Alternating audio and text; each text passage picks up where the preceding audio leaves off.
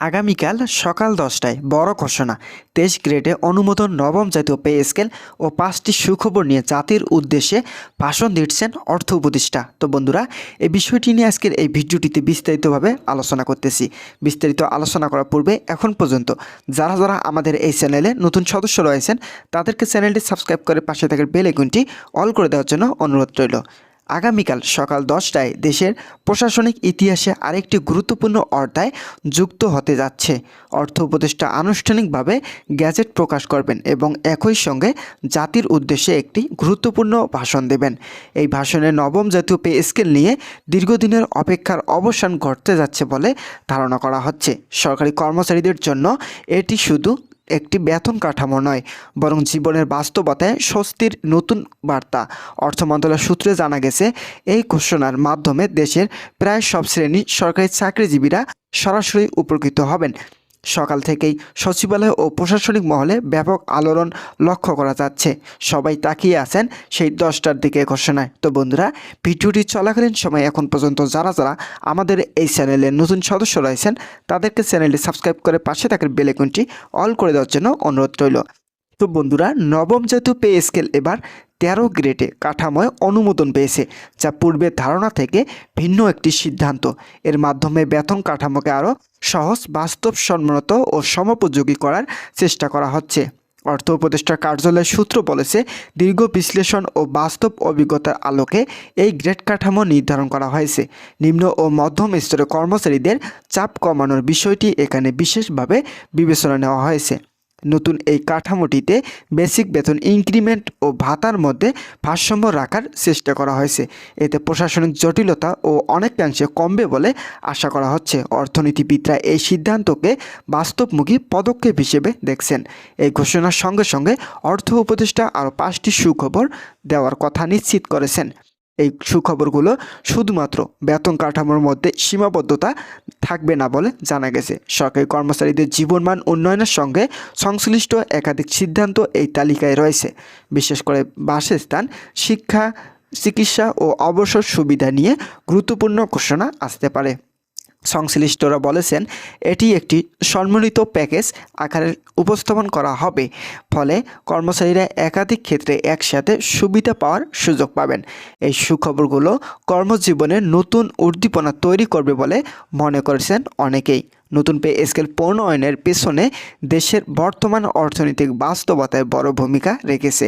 মূল্যস্ফীতির, জীবনযাত্রার ব্যয় এবং আন্তর্জাতিক বাজারের প্রভাব সবকিছু মিলিয়ে সরকার একটি ভারসাম্যপূর্ণ সিদ্ধান্তে পৌঁছতে চেয়েছেন। তো বন্ধুরা, যারা যারা সরকারি চাকরিজীবী রয়েছেন তাদের জন্য শুভকামনা রইল। তারা পরবর্তী আপডেট পেতে এখনই আমাদের এই চ্যানেলটি সাবস্ক্রাইব করে পাশে থাকার বেল আইকনটি অল করে রাখুন। তো বন্ধুরা, 13 গ্রেড কাঠামোর মাধ্যমে পদোন্নতি ও বেতন বৈষম্য অনেকটাই কমে আসবে বলে আশা করা হচ্ছে। পূর্বে কাঠামোতে অনেক সময় একই দায়িত্বে ভিন্ন ভিন্ন বেতন পাওয়া নিয়ে অসন্তোষ ছিল। নতুন পে স্কেল সেই জায়গার সমতা আনার চেষ্টা করা হয়েছে। বিশেষ করে তৃতীয় ও চতুর্থ শ্রেণীর কর্মচারীরা এতে সহজে বেশি উপকৃত হবেন। তাদের বেসিক বেতনে উল্লেখযোগ্য পরিবর্তনের ইঙ্গিত পাওয়া গেছে। পাশাপাশি বার্ষিক ইনক্রিমেন্ট কাঠামোতেও পরিবর্তন আসতে পারে। এতে দীর্ঘমেয়াদের আর্থিক স্থিতিশীলতা বাড়বে।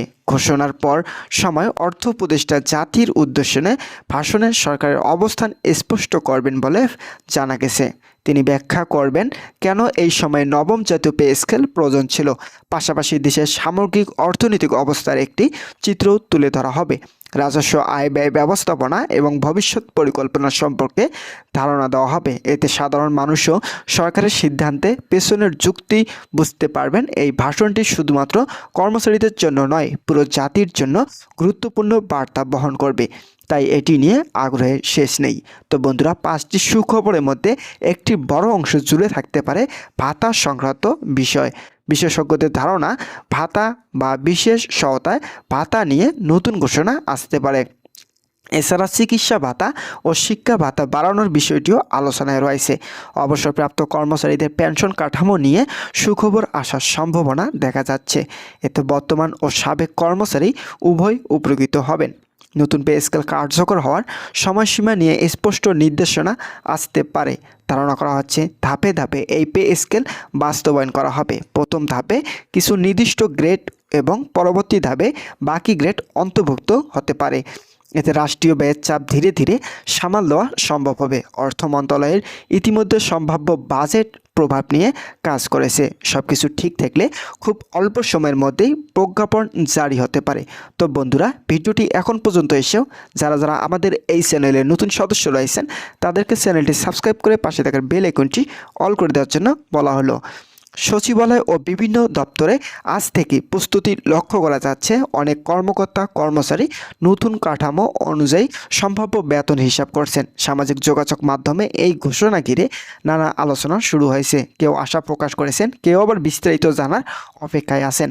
অর্থ উপদেষ্টা এই উদ্যোগকে সরকারের একটি সাহসী পদক্ষেপ হিসেবে দেখছেন, কারণ বর্তমান বৈশ্বিক অর্থনৈতিক চাপ অনেক দেশেই বেতন বৃদ্ধি থেকে সরে আসছে। সেই বাস্তবতা দাঁড়িয়ে বাংলাদেশের নতুন পে স্কেল ঘোষণা করতে যাচ্ছে। এটি সরকারের আত্মবিশ্বাস এবং পরিকল্পিত ব্যবস্থাপনার প্রতিফলন বলে মনে করেছেন বিশ্লেষকরা। সঠিক বাস্তবায়ন হলে এটি কর্মদক্ষতা বাড়াতে বড় ভূমিকা রাখবে। কর্মচারীরা আরও মনোযোগী ও দায়িত্বশীল হয়ে উঠবেন বলে আশা করা হচ্ছে। দীর্ঘমেয়াদের এর প্রভাব পড়বে পুরো প্রশাসনিক উপরে। তো বন্ধুরা, এই ঘোষণাকে ঘিরে দেশের বিভিন্ন কর্মচারী সংগঠন ও নীরব প্রস্তুতি রয়েছে। অনেক সংগঠন দীর্ঘদিন ধরে যে দাবি প্রস্তাব জানিয়ে আসছিল তার প্রতিফলন নতুন পে স্কেল কতটা আছে সেটাই এখন তাদের প্রধান আগ্রহ। অর্থ উপদেষ্টা ভাষণে এসব বিষয় পরোক্ষ ইঙ্গিত থাকার সম্ভাবনা রয়েছে। বিশেষ করে নিম্ন আয়ের কর্মচারীদের জীবনযাত্রার চাপ কমানোর বিষয়টি গুরুত্ব বলে ধারণা করতে পারে। অতীত অভিজ্ঞতা থেকে শিক্ষা নিয়ে এবার যেন কোনো পক্ষ বঞ্চিত না হয় সে চেষ্টা সরকার থাকবে। এই কারণে সিদ্ধান্তটি এত সময় নিয়ে প্রস্তুত করা হয়েছে। কর্মচারীদের মধ্যে এই বিষয়টি নিয়ে আশাবাদ ক্রমেই